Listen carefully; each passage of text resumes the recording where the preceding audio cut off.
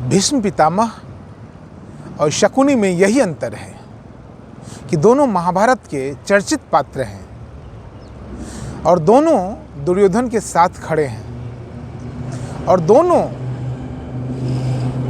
अलग अलग किरदार निभा रहे हैं। भीष्म, गंगा पुत्र भीष्म, एक साधक, एक अच्छे साधु, एक अच्छे तपस्वी हैं, एक अच्छे व्रती हैं और अर्जुन को आशीर्वाद देते हैं विजयी भव। वही स्थिति शकुनी के साथ भी है।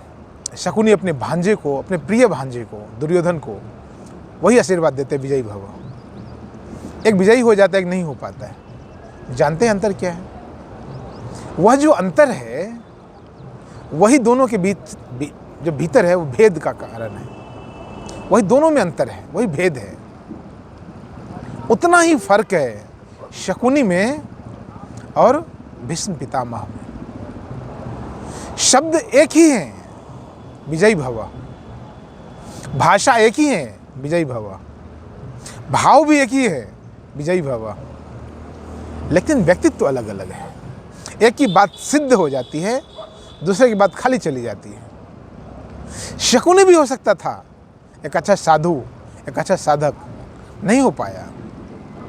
यदि होता तो जान पाता कि शब्दों की ताकत क्या है। शब्दों की ताकत को वो नहीं समझ पाया। विजयी भव बोल दिया, बात खत्म हो गई। शब्दों की ताकत दोगुनी हो जाती है। कब? जब आपका व्यक्तित्व परिष्कृत होता है, आपका व्यक्तित्व चमत्कृत होता है, आपका व्यक्तित्व जब निखरता है, आपका व्यक्तित्व जब सध जाता है, आपका व्यक्तित्व जब खिल जाता है, परिपूर्ण हो जाता है, तो शब्द और भी महत्वपूर्ण हो जाते हैं। तो शब्दों की ताकत और ज़्यादा बढ़ जाती है। जो भीष्म के साथ हो रहा है, जो अर्जुन के साथ हो रहा है, दोनों कौरव और पांडव के पुत्र हैं, दोनों राजा हैं, दोनों क्षत्रिय हैं, राजपूत हैं, दोनों अच्छे विद्यार्थी रहे हैं। वैसे ही जैसे दोनों महाभारत के अच्छे पात्र हैं भीष्म और शकुनी।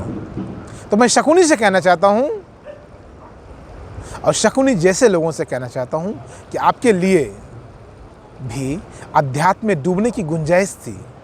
आपके पास भी समय था, अध्यात्म में डूब सकते थे, आत्मा के भीतर जा सकते थे, परमात्मा को पा सकते थे। तुमने बस मौका गंवा दिया।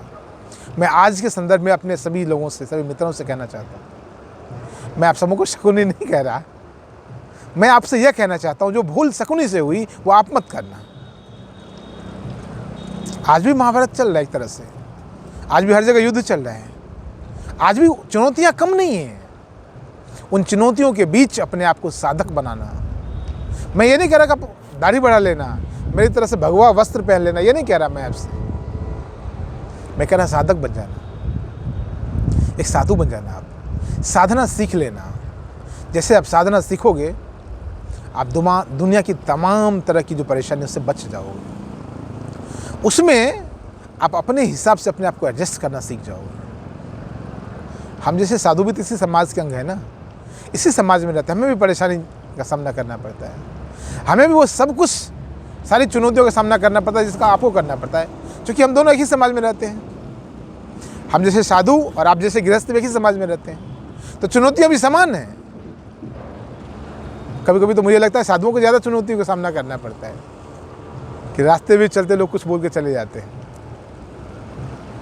मैं आपसे यह कहना चाहता हूं कि साधना जरूर करें। आप साधना से आप भीष्म बन सकते हैं, आप द्रोणाचार्य बन सकते हैं। साधना से आप कुछ भी बन सकते हैं, सर्वोत्तम बन सकते हैं, सर्वोच्च बन सकते हैं। जीवन को के सर्वांगीण विकास को समझ सकते हैं, जीवन का सर्वांगीण विकास कर सकते हैं। जब हम जीवन का सर्वांगीण विकास कर सकते हैं, फिर क्यों नहीं करें? हम आए भी तो समाज में इसीलिए, इस धरती पर, इस मनुष्य रूप में इसलिए तो आए हैं ताकि जीवन को परिपूर्ण रूप से जान सकें।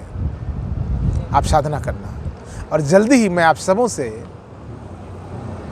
कहना चाहता हूँ, आप सबों को एक आमंत्रण देना चाहता हूँ ये जो सामूहिक साधना है बहुत जल्दी ही मैं शुरू करने वाला हूँ। आप सबों को यूट्यूब के माध्यम से, सोशल मीडिया के अलग अलग प्लेटफॉर्म के माध्यम से, टेलीफोन के माध्यम से, आप सभी लोगों को मैं चाहता हूँ कि सामूहिक साधना में ले जाऊँ, सामूहिक साधना सिखाऊँ। जब आप सामूहिक तौर पर कुंभ स्नान कर सकते हैं, जब आप सामूहिक तौर पर बड़े बड़े महायज्ञ का आयोजन कर सकते हैं, फिर सामूहिक तौर पर आप योग शिविर और ध्यान शिविर का आयोजन क्यों नहीं कर सकते?